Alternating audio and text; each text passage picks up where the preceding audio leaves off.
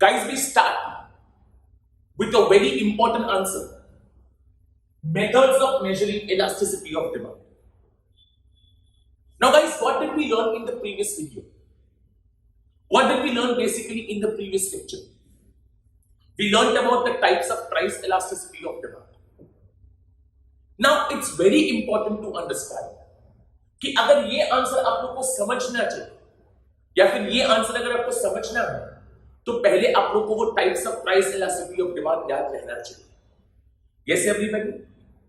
तो एक काम करता हूं, मैं यहां लास्ट में एक छोटा सा सेक्शन में रखता हूं एज अ की, ताकि आप लोग को बार बार आप लोग को ये कॉन्सेप्ट को याद ना करना पड़े। Yes everybody. 5 different types of price elasticity of demand, namely relatively elastic demand, relatively inelastic demand, unitary elastic demand, perfectly elastic demand, perfectly inelastic demand. याद है? अच्छा, पांचों की elasticity E is more than 1, E is less than 1, E is equal to 1, E is equal to infinite, E is equal to 0. Yes everybody? ये 5 चीज आप लोग को याद रहनी ही चाहिए अगर आप लोग को ये आंसर आज का समझना है तो। And do this answer very properly. शांति से ये आंसर को समझना। कैलकुलेशन वाला आंसर है, बहुत सारे एग्जांपल्स वाला आंसर है, तो बराबर से आप लोग को ये आंसर समझना होगा। Yes everybody. 8 मार्क्स के लिए भी आप लोग को आ सकता है explain the methods of measuring elasticity of demand और explain any 2 methods of measuring elasticity of demand. बराबर है? कोई एक individual method yes everybody 4 mark के शॉर्ट नोट के लिए और 4 मार्क के शॉर्ट नोट के लिए भी आ सकता है। So it's like very important from every I can से from every type of answers point of view. Yes everybody. So without wasting any time I will start with the answer methods of measuring elasticity of demand. आपके syllabus में 3 methods हैं and before starting with all the methods मैं आपको एक बात clarify करना चाहता हूं। All these 3 methods were given by Professor Alfred Marshall. All these 3 methods were basically introduced, I can say, by Professor Alfred Marshall. तो सबसे जो पहला मेथड है, the first method is said to be, students, I can say, total outlay method. Now guys, what is said to be total outlay method? ये आप लोग को basically समझना है। Yes students, outlay. What is outlay basically? Outlay का simple मतलब होता है expenditure. So total outlay refers to total expenditure. Yes everybody? Total outlay refers to total expenditure. Now how do we calculate a total expenditure? We calculate our total outlay or we calculate our total expenditure with a simple formula. And what is that formula? Yes, the formula is quantity demanded into price. एक छोटा सा example देता हूं। आपसे for example अभी market हो गए, आपसे मैंने पूछा कितना खर्चा हुआ बेटा, आपने बोला सर 100 रुपया खर्चा। मैंने बोला 100 रुपया टोटल खर्चा कैसे हुआ, तो आपने बोला सर मैंने 5 पेन खरीदा, एक पेन का 20 रुपया, सर 100 रुपया खर्चा हो गया। No, how did you get this 100 rupees total expenditure? By multiplying quantity demanded into price. Are you following everybody? So what is the formula of total outlay? Your total outlay is equal to quantity demanded into price. इतना सब लोग को समझ में आ रहा है? Yes everybody. How do we define total outlay method? What is the meaning, students, I will say? Yes everybody. Total outlay refers to total expenditure. Total outlay refers to total expenditure incurred by a consumer. Total मतलब total, outlay मतलब expenditure. Total outlay refers to total expenditure. हाँ किसका? Incurred by a consumer. अच्छा, किस पे खर्चा किया? On a commodity. On a commodity मतलब कि कोई एक commodity पे at a given price. On a commodity at a given price. On a commodity at a given price. So this is said to be the meaning of total outlay. Total outlay refers to total expenditure incurred by a consumer on a commodity at a given price. Yes everyone? अच्छा, मैं अभी आपसे एक simple सा for example एक आपको example देना चाहता हूं। I can say if the price changes, अगर ये पूरे एग्जांपल में प्राइस चेंज हो गया, 20 के बदले 25 हो गया, 20 के बदले 15 हो गया, I can say the total outlay is also going to change. Yes, everybody. With the change in the price, the total outlay will also change. Yes, everybody. पर आपको लगता है उतना ये समझने में इजी नहीं है. With the change in the price, the total outlay will also change. But there are three conclusions. I would like to say there are three inferences I can say, or three possibilities. Yes, everybody. And what are the possibilities? वो possibilities क्या है? वो आप लोग को समझना है. सबसे जो पहला possibility है, वो क्या है? With a change in price. With a change in price. अच्छा एक मिनट. Price change मतलब क्या? Either price can rise or it can fall. Yes, everybody. With a rise in price or with a fall in price, if total outlay remains constant. मालूम पड़ा सब लोग को? With a rise in price or with a fall in price, if the total outlay remains constant, yes, it remains the same. Yes, everybody. समझो ये price 20 का 25 होगा, तो फिर भी ये outlay 100 का 100 रहेगा. प्राइस 20 का 15 होगा, तो फिर भी outlay से फॉर एग्जांपल 100 का 100 रहेगा. मतलब ये outlay remains constant. So this becomes I can say a first possibility. Yes, everybody. अभी आप पूछोगे सर कैसे पॉसिबल होगा? It's very simple. आपने क्या चेंज किया होगा? Students quantity demanded. Yes, everybody. To keep your outlay constant, I can say. Yes, everyone. Second possibility क्या होगा? With a rise in price, total outlay will fall, and with a fall in price, your total outlay will rise. This becomes I can say basically your second possibility. Yes, everybody. Price rise होगा तो आपका outlay fall होगा. Price fall होगा तो आपका outlay rise होगा. मतलब क्या किया होगा? आपने प्राइस राइज होगा तो आपने डिमांड कम कर दिया होगा, तो आपका आउटले बेसिकली क्या होगा? Students I can say fall हो गया होगा. Is this concept clear? This becomes I can say your second possibility. Yes everyone. Third possibility is the last one. With the rise in price, total outlay also rises, and with the fall in price, total outlay also falls. This becomes I can say your possibility number 3. Yes everyone. अभी आप लोग के मन में, सब लोग के मन में एक बड़ा सा क्वेश्चन हुआ होगा कि ठीक है ये तो हमने समझ लिया कि ऐसा हो सकता है, पर practically how is it possible? Can you give us sir I can say small example for the same? I would definitely like to give you an example for the same. Yes everybody. वो example basically क्या होगा? वो example अभी जो मैं ले रहा हूं वो सीधा आप लोग के गवर्नमेंट टेक्स्ट बुक में से लेगा. Yes everybody. वो एग्जांपल क्या है? सबसे पहले फॉर्मूला है प्राइस इनटू क्वांटिटी डिमांड. तो सबसे पहले में जो कॉलम है फॉर एग्जांपल वो मैं ले रहा हूं प्राइस. आई फॉलोइंग एवरीबॉडी. उसके बाद में फॉर एग्जांपल ले रहा हूं quantity demanded. Is it clear everybody? उसके बाद price into quantity demanded is equal to total outlay और टोटल एक्सपेंडिचर, जो हमने फॉर्मूला देखा था. Yes everybody. और लास्ट में एक और कॉलम इंसर्ट कर रहा हूं और वो है type of elasticity of demand. We have to identify कि भाई ये कौन सी टाइप की इलास्टिसिटी है, जो हमने यहां 5 फॉर एग्जांपल मेंशन की है, इस उसमें से कौन सी है. Yes everybody. अभी 3 पॉसिबिलिटी है, ए, बी एंड सी. तो हम एक काम करते हैं, हम यहां लिखते हैं फॉर एग्जांपल यस, हम सबसे पहले यहां लिखते हैं ए, यहां लिखते हैं बी और यहां लिखते हैं C. Is it clear everybody? सबसे पहली जो पॉसिबिलिटी है उसमें क्या लिखता है? यहां लिखता हूं प्राइस 10, यहां लिखता हूं 20. बी में लिखता हूं प्राइस 30, यहां लिखता हूं 40, यहां लिखता हूं 50 और यहां लिखता हूं 60. तो प्राइस कॉलम अभी आप लोग को याद रखने में बहुत इजी हो जाएगा. It's 10, 20, 30, 40, 50, 60. Is it clear everybody? Now we are supposed to play with the quantity demanded to get the desired answer. Yes everybody. सबसे जो पहले वाला है, हाँ सबसे जो पहले वाला है उसमें हम लोग क्या करते हैं? 10 into 6 times 10 into 6 total outlay कितना हो जाएगा? प्राइस इनटू क्वांटिटी डिमांडेड, आपका आउटले कितना हो जाएगा? 60. और फॉर एग्जांपल यहां मैं लिखता हूं, से फॉर एग्जांपल यहां मैं बेसिकली लिखता हूं 20 into 5. Yes everybody. तो 20 into 5 का आंसर बेसिकली क्या हो जाएगा? 100. Yes everybody. अभी आप देखो what is the original I can say, हां what is the I can say original outlay 60. हां what is the new outlay 100. मतलब बेसिकली क्या हुआ? प्राइस फॉल हुआ. Yes everybody. Price say for example rise हुआ. यस से प्राइस 10 रुपीस है, outlay 60 है, price 20 हुआ, आउटले से फॉर एग्जांपल क्या हो गया students? 100. Yes everybody.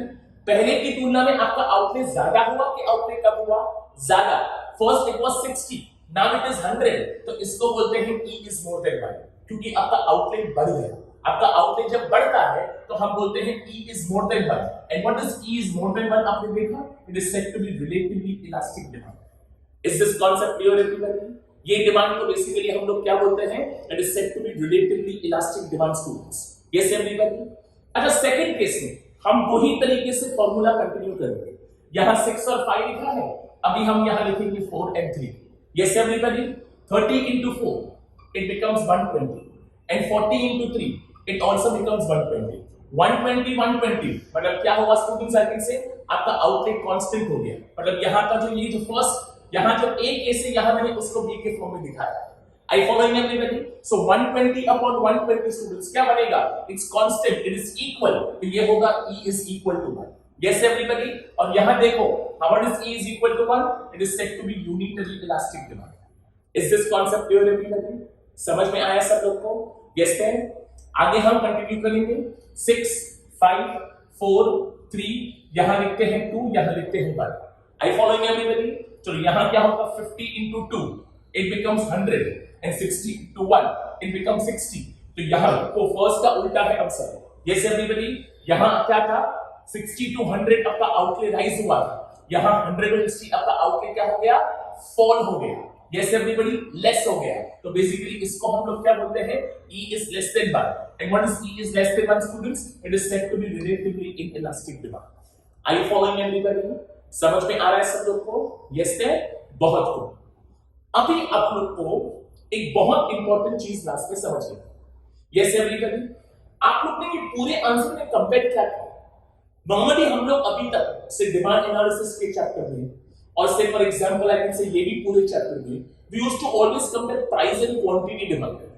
But in this answer we are not comparing price and quantity, we are comparing price and total outlay. Yes everybody. So if I want to draw a diagram, if I want to draw the axis first of all, I will not write price and quantity demanded, I will write price and total outlay for the first time. Yes everybody. And I will try to find out the relationship students I can say. Yes everybody. चलो सबसे पहले कौन सा है? Yes, हम सबसे पहले ये वाला लेंगे। Price is rising and total outlay is falling. Price is falling and total outlay is rising. Yes everybody. Rise fall, fall rise. Yes, come on, we have an inverse relationship as both the arrows are going in the opposite direction. Whenever we have an inverse relationship, the curve will be, I can say what, yes, come on, downward sloping. तो जो yes ये जो वाला part है उसका हम downward sloping को करते हैं। Are you following everybody? यहाँ ये जो पार्ट है वो क्या है? Yes, price rise TO fall, price fall TO rise I can say. Yes everybody, इसको बोलते हैं E is more than 1, जो पहले वाला केस है relatively elastic demand। Are you following everybody? जो सेकंड वाला है वो पे यस हम ये बनाएंगे। यस और वो कौन सा है? Price rise T O constant, price fall T O constant. मतलब ये कांस्टेंट वाला बनाएंगे तो कांस्टेंट मतलब देखो ये कांस्टेंट रहेगा। Getting it everybody? The curve is I can just straight parallel to Y axis I can say. Getting it everybody? तो इसको बेसिकली बोलते हैं E is equal to 1 और इसको बोलते हैं यूनिटरी इलास्टिक डिमांड। समझ में आ रहा है सब लोग को? Yes everybody. एंड लास्ट जो है वो क्या है? Price rise TO rise, price fall TO rise. Sorry, price fall TO fall. Rise rise, fall fall. Rise rise, fall fall. Both the arrows are going in the same direction. A which relationship is this? I can say direct relationship. तो यहाँ basically आपका curve कैसा होगा? Upward sloping होगा। तो यहाँ देखो basically हम upward sloping curve बनाएंगे। I following everybody? मालूम पड़ा सब लोग को? ये आपने किसका बनाया? इसका। तो ये क्या होगा? E is less than 1. इसको बोलते हैं relatively inelastic. Is this concept clear everybody? मालूम पड़ा सब लोग को? Now see what they have done. In the government textbook, they have not given this diagram, but I want all the students of ultimate I can say to draw this diagram as an extra thing I can say. Yes everybody, one this small diagram will definitely create an extra impression in the mind of an examiner students. Is it clear everybody? तो इसको basically हम लोग क्या बोलते हैं? जो method number 1 इसको बोलते हैं total outlay method. समझ में आ रहा है सब लोग को? Sure everybody? ऑलराइट, हमने पूरे मेथड में बेसिकली क्या किया? एक ही बात किया। हमने बेसिकली एक ही बात किया। Yes, we have compared the total outlay with the price cycle and there are 3 possibilities. First possibility, price rise T O constant, price fall T O constant. When it is constant, our demand is said to be unitary elastic demand, E is equal to 1. Yes everybody?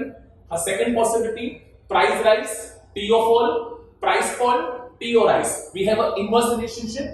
इसको बोलते हैं relatively elastic demand. E is more than 1. Yes everybody? And in the last case, Price rise to your rise, price fall to your fall. Both the arrows basically are going in the same direction. Students, I can say इसको बोलते हैं E is less than 1. इसको बोलते हैं relatively inelastic demand. Is it clear everyone? Surely, very it is very important thing to understand. Lots of numericals, lots of logic, and lots of knowledge, I can say, of the previous answer is basically required to basically understand this answer. Getting it, everyone? Wonderful. After this first method, we take a very simple, light-hearted method. Yes, everybody, जैसे आपको मैंने पहले बोला, all these methods were basically invented by Professor Alfred Marshall. Yes, everybody. तो total outlay method के बाद जो दूसरा method है, वो हम लोग शुरू करेंगे. उसको बोलते हैं ratio or I can say percentage method, or it is said to be the proportionate method. Is it clear, everyone? Okay.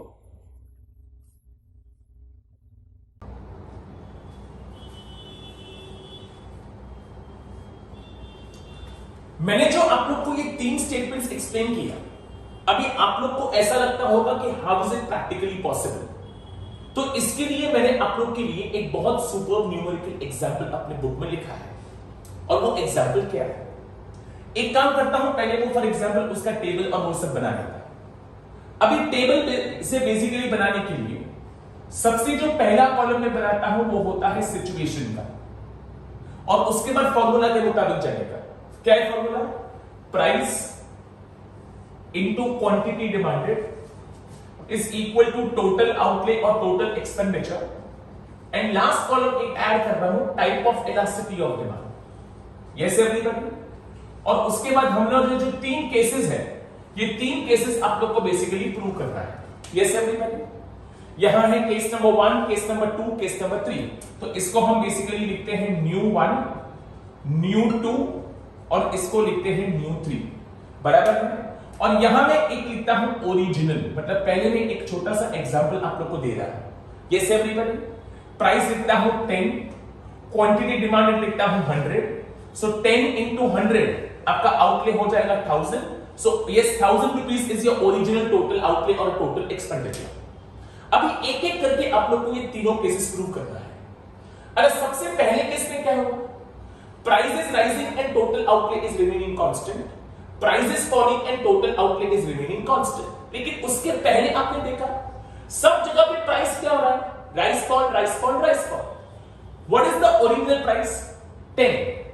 Price rise हो रहा है, फॉल हो रहा है, राइज हो रहा है, फॉल हो रहा है, राइज हो रहा है, फॉल हो रहा है. We assume प्राइस राइज हो रहा है 10 to 20, प्राइस फॉल हो रहा है from 10 to 5. तो सब जगह पे 10 to 20 and 20 and 10 to 5 basically. Yes everybody. तो ये आपका कॉलम एकदम से फॉर एग्जांपल सॉर्ट हो गया. अभी बेसिकली हम लिखते हैं क्वांटिटी के बारे में. अच्छा, पहले में आपको क्या दिखाना है? पहले में आपको दिखाना है प्राइस इज राइजिंग और price is falling, your outlay is remaining constant. आपका आउटले है कितना? 1000. मतलब अगर ये 1000 का 1000 रहा तो ही वो बेसिकली क्या होगा students? I can say constant. मतलब what you are supposed to play with? You are supposed to play with the quantity. Yes, everybody. तो आप मुझे बोलो 20 into dash is 1000. 20 into 50 is 1000. 5 into dash is 1000. 5 into 200 is 1000. समझ में आया? Total outlay is remaining constant. 1000 upon 1000. What is the answer? 1. So type of elasticity of demand E is equal to 1. And what is E is equal to 1? देखो E is equal to मतलब क्या हुआ? Unitary elastic demand. Are you following everybody? समझ में आया? So the first case becomes, I can say, unitary elastic demand. Getting it, everyone? Second वाला कौन सा है? Price is rising, total outlay is falling. मतलब rise fall fall rise ऐसा दिखाना है. तो मैं यहाँ पहले जो चाहिए वो लिख देता हूँ. rise है ना, तो यहाँ fall दिखाना है. fall है तो यहाँ rise दिखाना है. Yes, everybody? चलो सबसे पहले 20 into 40 is 800. था कितना? 1000. अब हुआ 800. क्या हो गया? 4. 5 into 190 becomes, say for example, or 5 into basically 210, it becomes 1050. था कितना? 1000. अब हुआ 1050. तो अब क्या हो गया? Rise. Yes everybody. Price is rising, total outlay is falling. Price is falling, total outlay is rising. इसको बेसिकली हम लोग क्या बोलते हैं? Yes everybody. इसको बेसिकली हम लोग क्या बोलते हैं? E is more than 1. इसको बोलते हैं रिलेटिवली इलास्टिक डिमांड. आई फॉलोइंग एवरीबॉडी? देखो अगर समझना है तो यहाँ 1000 अपॉन 1000 का आंसर बेसिकली 1 था, तो E इज इक्वल टू 1 का आंसर आया था। यहाँ 1050 upon 800 answer is something 1 point something, more than 1 less than 1, more than 1, और E इज मोर देन 1 का आंसर बेसिकली क्या होगा, रिलेटिवली इलास्टिक डिमांड। तो सेकंड केस जो होगा उसको हम बोलते हैं रिलेटिवली इलास्टिक डिमांड। समझ में आ रहा है सब लोग को? Yes everybody. और जो लास्ट है वो बेसिकली क्या होगा, rise rise fall fall. Yes everybody, rise rise fall fall. तो इसमें बेसिकली हम लोग क्या करेंगे, राइज करना है ना, तो 20 into 60 is 1200, 1000 का 1200 क्या हो गया, राइज, एंड 5 into 190 becomes 950, तो ये बेसिकली क्या हो गया, फॉल।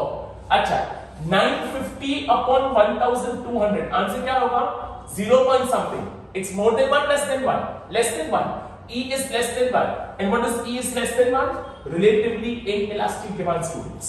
Yes everybody, तो ये जो केस नंबर 3 है उसको हम बोलते हैं रिलेटिवली इनइलास्टिक डिमांड। समझ में आ रहा है सब लोग को? अभी पूरे टेबल को याद रखने का एक बहुत सिंपल सा तरीका मैं आप लोग को सिखाता हूं। सिर्फ ये पहले 2 नंबर याद रखो। ये क्या है, 50, हाँ बराबर है, 50 को फॉल करने का तो 40 और 50 को राइज करने का तो 60, बराबर है, 10 का दम। ऑलराइट एवरीबॉडी, ये क्या है 200, 200 को राइज करने का तो 210, 200 को फॉल करने का तो 190। यहां वंस अगेन क्या होगा, 10 का दम। Is it clear everybody? समझ में आया सब लोग को बेटा? Yes. Now what is there, आपकी टेक्स्ट बुक्स में यहां तक आप लोग को फॉर एग्जांपल पढ़ा के छोड़ दिया है, they have not shown the diagram students, I can से, लेकिन आप लोग को डायग्राम ड्रॉ करना है। यस, क्योंकि हमारा पेपर जो होगा वो होगा सबसे अलग और सबसे तेज, आई कैन से।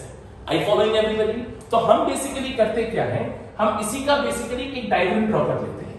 यस एवरीबॉडी, लेकिन फॉर द फर्स्ट टाइम हम यहां लिखते हैं प्राइस और यहां क्वांटिटी डिमांडेड के बदले लिखते हैं टोटल आउटले और total expenditure. Is it clear everybody? चलो फटाफट से हम कंपेयर करते हैं। सबसे जो पहला हम बनाते हैं, सबसे पहला वो हम बनाते हैं से फॉर एग्जांपल इसका न्यू 2 का। चलो न्यू 2 में क्या हो रहा है, price is rising, total outlay is falling, price is falling, T O is rising, rise fall, fall rise, both the arrows are going in the opposite direction. Which relationship is this? Inverse relationship. When there is inverse relationship, the curve is basically with sloping, downward sloping. Are you following everybody? ये मैंने किसका बनाया, इसका, ये क्या है, E is more than 1, relatively elastic demand students. Yes everybody? Second अभी हम इसका बनाएंगे, rise constant, fall constant, constant है, तो आपका कर्व भी क्या होगा, constant। ये आपने इसका बनाया तो होगा E is equal to 1 students, I can say it is said to be unitary elastic demand. Yes everybody? और जो लास्ट है वो इसका बनाएंगे, rise rise fall fall, both the arrows are going in the same direction, we have a upward sloping curve. Yes everybody? तो देखो यहां आपके सामने I am drawing an upward sloping curve. समझ में आ रहा है सब लोग को बेटा? Yes, ये downward sloping, ये constant, ये upward sloping, ये किसका होगा, E is less than 1, यानी कि रिलेटिवली इनइलास्टिक डिमांड का। समझ में आ रहा है सब लोग को? यस और नो? यहां लिखा है प्राइस, तो टाइम पास के लिए यहां आप लोग ऐसा लाइन मार सकते हो, यानी यहां प्राइस बनेगा P1, यहां बनेगा P2, यहां बनेगा P3 and so on students, I can से। So this becomes your first method, I can से। इसको बोलते हैं टोटल आउटले और total expenditure method given by professor Alfred Marshall. Okay, thank you.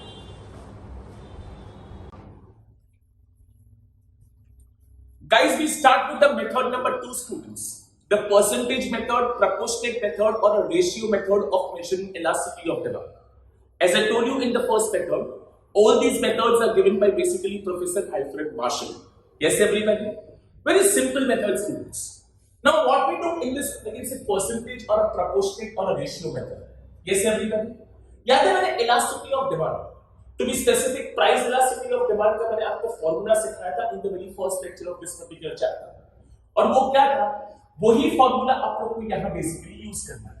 Yes students, what we do in this method, we basically make a comparison between the percentage change in quantity demanded and the percentage change in price. Q, because the formula is elasticity of demand is equal to percentage change in quantity demanded upon the percentage change in price, I can say. Yes everybody? मालूम पड़ा सब लोग को? याद है इसका simplification भी हमने सीखा है। क्या था? चेंज इन क्वांटिटी मतलब कि डेल्टा क्यू अपॉन क्यू मतलब कि original quantity divided by change in price मतलब कि डेल्टा पी और अपॉन पी मतलब कि ओरिजिनल। मैं वापस से एक बार बोलता हूं, ये आपने ओरिजिनल क्वांटिटी और ओरिजिनल प्राइस क्यों लिखा? बिकॉज जब तक ओरिजिनल पता नहीं है तब तक चेंज आपको पता नहीं चलेगा। Is it clear everybody? अच्छा, आगे सिंपलीफिकेशन कैसा होगा? Delta Q upon Q, division के बदले multiplication p upon delta p students I can से। Is it clear everybody? और लास्ट स्टेप क्या होगा? डेल्टा डेल्टा को हम साथ में लेते हैं, delta Q upon delta p into p upon q, यानी कि इसको और इसको बेसिकली हमने साथ में लिया। मालूम पड़ा सब लोग को? यस। सिंपल भाषा में हम ये मेथड में करते क्या है? ये आपका पहला फॉर्मूला हो गया, percentage change in demand upon percentage change in price. Okay, इससे ये आपका सेकंड फॉर्मूला हो गया, ये delta Q upon delta P into P upon Q. हम ये फॉर्मूला हम ये मेथड में करते क्या है? हम सिर्फ कंपैरिजन करते हैं। किसका? Change in demand and the change in price का। एंड सी ओवर हियर, वो कंपैरिजन में for example there are 3 possibilities. यहां मैं लिखता हूं percentage change in quantity demanded, यहां मैं लिखता हूं percentage change in price. Yes everybody? First possibility क्या होगा? If the percentage change in quantity demanded is more than percentage change in price. Second possibility, percentage change in quantity demanded is less than the percentage change in price. And the third possibility, percentage change in quantity demanded is equal to percentage change in price. Yes, everybody? So we all have to identify. Once again, the same concept is going to be useful to us. Yes, everybody? चलो कौन सा concept होगा? First कौन सा है? Percentage change in quantity demanded is more than percentage change in price. More than है, so what is E is more than 1? E is more than 1, relatively elastic demand. Are you following everybody? Percentage change in quantity demanded is less than the percentage change in price. Less than मतलब क्या होगा? E is less than 1, relatively inelastic demand. Are you following everybody? And if the percentage change is equal to the percentage change in price, it becomes unitary elastic demand. Students, E is equal to 1. Are you following everybody? This is the very simple method. इसको बोलते हैं percentage proportionate और ratio method. अभी एक काम करता हूं, दोनों के फॉर्मूला के बेस पे से हम एक एक न्यूमेरिकल एग्जांपल लेते हैं। Yes everybody? न्यूमेरिकल एग्जांपल में सबसे पहले मैं आपकी बुक का ही एग्जांपल लूंगा। I will try to say, पर ये तो बहुत इजी है, आपको सिर्फ डिवाइड करना है percentage change in demand upon percentage change in price. Yes everybody? Say for example change in demand is 20%, change in price is 10%, 20 upon 10 the answer is 2। 2 is more than 1 और less than 1? मोर than 1, तो answer क्या बनेगा? Relatively elastic demand. Yes everybody? लेकिन ये formula को apply कैसे करना है उसका बेसिकली मैं आपको एक प्रैक्टिकल सम या प्रैक्टिकल एग्जांपल दे रहा हूं। Yes everybody? यहां मैं 2 कॉलम बना रहा हूं, price and quantity demand. Yes everybody? यहां मैं लिख रहा हूं price for example 20, 25, quantity demanded में लिखता हूं 10 और मैं यहां लिखता हूं 9। चलो, based upon this we are supposed to apply this formula. Yes everybody? इसका सिंपलीफिकेशन हम यहां करते हैं, एक काम करते हैं। Yes everybody? अब देखो, जो पहले दिया है वो ओरिजिनल होता है, बराबर है? तो हमेशा याद रखो फॉर्मूला क्या है? Delta Q upon delta P. मैं यहां वापस लिखता हूं, delta Q upon delta P into P upon Q. What is change in the quantity? पहले मैं 10 क्वांटिटी डिमांड करता था, अभी 9, तो चेंज कितना हुआ? 1। तो यहां डेल्टा क्यू में लिखता हूं 1। चेंज इन प्राइस 20 टू 25, तो चेंज कितना हुआ? 5 इनटू पी मतलब ओरिजिनल प्राइस, जो पहले दिया है मैंने आपको क्या बोला, वो ओरिजिनल होगा, तो वो होगा से फॉर एग्जांपल 20। एंड ये ओरिजिनल क्वांटिटी पहले ओरिजिनल कितना दिया है? 10, तो ये बेसिकली आपका हो जाएगा 10। कैलकुलेशन कैसे होगा? बहुत इजी होगा। यस कम ऑन, 10 2 जा 5, 2 अपॉन 5। Yes everybody? 2 अपॉन 5 का बेसिकली आंसर क्या होगा? Yes everybody? 2 अपॉन 5 का बेसिकली आंसर होगा 0.4। Yes everybody? 2 upon 4, yes 5 का आंसर होगा 0.4. You all give me answer. It's less than 1, more than 1? Less than 1. So what is this I can say? Come on, E is less than 1. ये demand को हम लोग क्या बोलते हैं? Relatively inelastic demand. Is this concept clear? 1% अगर exam में ऐसा न्यूमेरिकल्स आता है ऑब्जेक्टिव के फॉर्म में या फिर कोई और फॉर्म में, कंफ्यूज नहीं होने का। ऐसा सिंपली आप लोग को फॉर्मूला में आपको नंबर्स आइटम से क्या करना है, सब्स्टिट्यूट करना है and get the answer, and based upon the answer पता चलेगा मोर देन 1 तो से relatively elastic demand, less than 1 to relatively inelastic demand and equal to 1 मतलब say for example unitary elastic demand. Is it there everybody? समझ में आया सब लोग को? तो ये हुआ आपका method number 2, the percentage method, the proportionate method or the ratio method. Is it clear? Guys, now we start with the method number 3, I can say. Method number 3 is said to be the point or a geometric method. We learned about the total outlay method. We learned about the ratio method.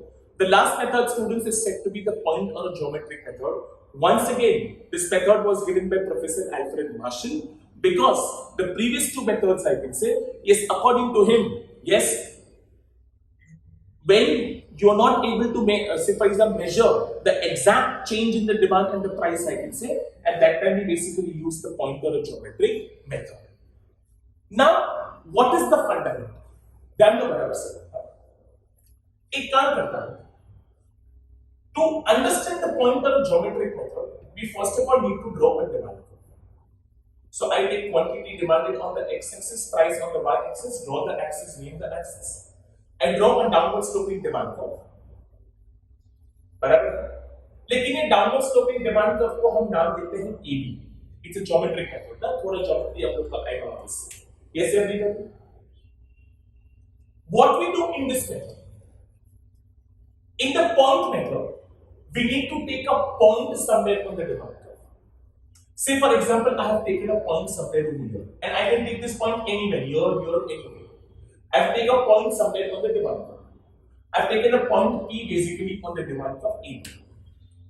अच्छा, मैंने point तो नहीं, मैं ऐसा बोल सकता हूँ. What is point P doing? Dividing segment AB into two parts, AP and the PB. Yes, everybody. AP is the upper segment and PB is the lower segment. Yes, everybody. You know what is the formula of elasticity of demand as per point method? Elasticity of demand as per point method is equal to lower segment of the demand curve upon the upper segment of the demand curve. Lower segment of the demand curve upon the upper segment. Lower segment becomes PB. Upper segment becomes PA. So answer becomes PB upon PA. Is it clear, everybody? मालूम पड़ा सब लोग को? Now how do we exactly define the student's point method? Yes, everybody. उसके formula के base पे से ही हम उसको डिफाइन करते हैं. How is point method basically defined करूँ? Point method is defined as the ratio. Point method is defined as the ratio of the lower segment of the demand curve to the upper segment of the demand curve. It is the ratio of the lower segment of the demand curve to the upper segment of the demand curve. एक minute, lower segment किधर है? Point के नीचे कि point के ऊपर? Point के नीचे. तो हम लोग कुछ ऐड करते हैं. It is the ratio of the lower segment of the demand curve below the point to the upper segment of the demand curve above the point. Lower segment below the point, upper segment above the point. Lower segment below the point, upper segment above the point. Yes, everybody. Now, based upon this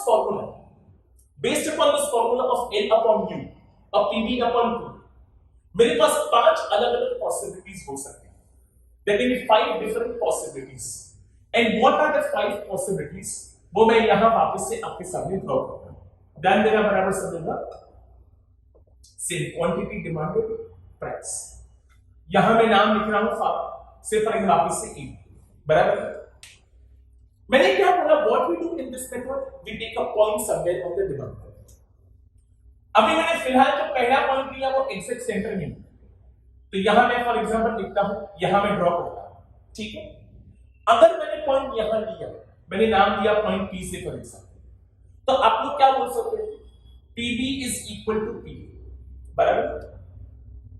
PB is equal to P. What is PB is equal to P? PB is equal to PA, मतलब E is equal to 1. And what is E is equal to 1? Unitary elastic demand. तो यहां मैं लिखता हूं in the bracket E is equal to. समझ में आया सब लोग को? Yes everyone. अगर मैंने पॉइंट समझो कि 1% यहां लिया होता, ये पॉइंट मैंने यहां लिया होता, तो मैं क्या बोलता, पीबी कितना बड़ा होगा, पीए कितना छोटा होगा, तो मैं लिखता PB is more than PA क्योंकि it's lower segment upon upper segment. तो when PB is more than PA तो ये मोर देन होगा, E is more than 1। What is E is more than 1? Relatively elastic demand. तो मैं यहां लिखता हूं basically E is more than 1। समझ में आ रहा है सब लोग को? ये से अभी करेंगे। अगर मैंने पॉइंट यहां लिया होता तो आप बोलते P B is less than P, आप बोलते P B is less than PA.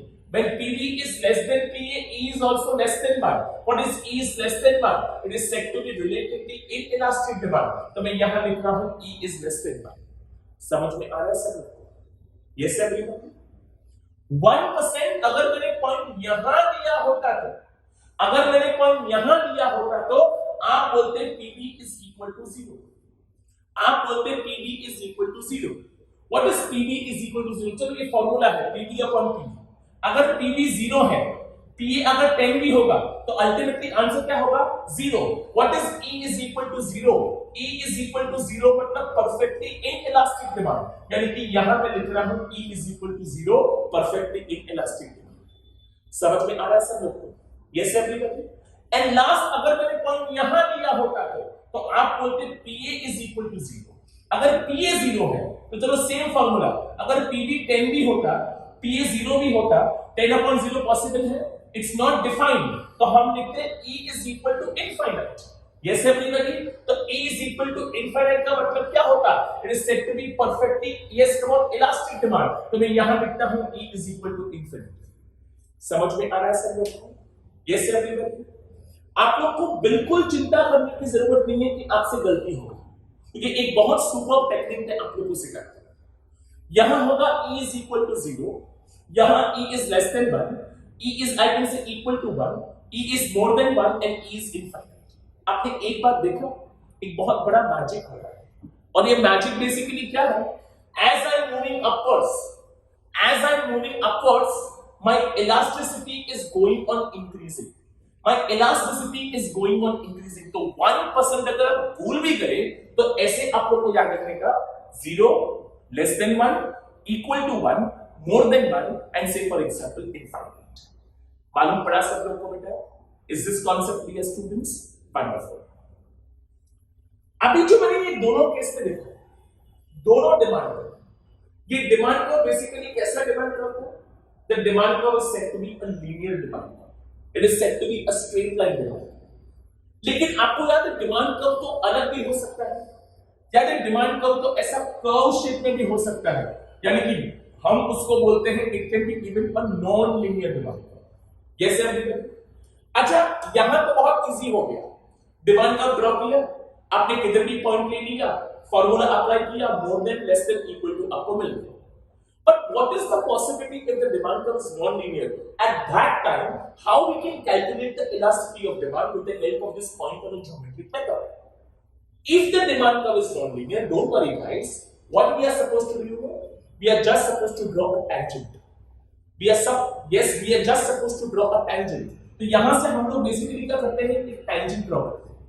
Getting it everybody? यहां tangent का हम नाम देते हैं सेम AB, जो डिमांड कर्व को बेसिकली टच कर रहा है पॉइंट P को। Yes everybody? Story remains the same. Point P is dividing tangent AB into two parts, PB and PA, that is the lower segment and the upper segment। Formula is the same, elasticity of demand as per point is equal to lower segment of the tangent upon the upper segment of the tangent। Lower segment becomes PB and upper segment becomes PA। The answer is once again PB upon PA। But what is the biggest difference?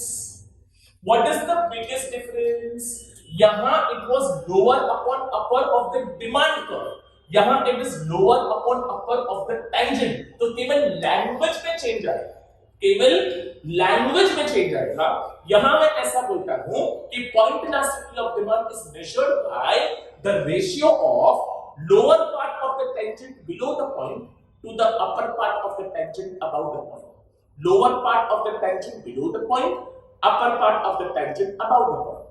Is this concept clear everybody? इतना सब लोग को समझ में आ रहा है? Yes, only one word is changing। यहाँ it was lower and upper part of the demand curve, यहाँ होगा lower and the upper part of the tangent I will say। Rest of the things will remain the same, students, I can say. Is it clear, everybody? So this is your method number 3, students, I can say. हम उसको बोलते हैं point or geometric method, students, of measuring elasticity of demand. Do this answer very properly. Watch this video, I can say, very properly. अगर चाहिए तो break ले लेके समझ के, don't just go ahead, I can say, जैसे आप लोग को सुनना है, but please understand, take a pause, understand, and then go to the next part, students. So 3 methods of measuring elasticity of demand. जैसे मैंने आप लोग को स्टार्टिंग में बोला, they can ask you any one method individually for 4 mark short note, or all the 3 methods, I can say, for 8 mark long answer. Explain the methods of measuring elasticity of demand. Thank you, students, everyone.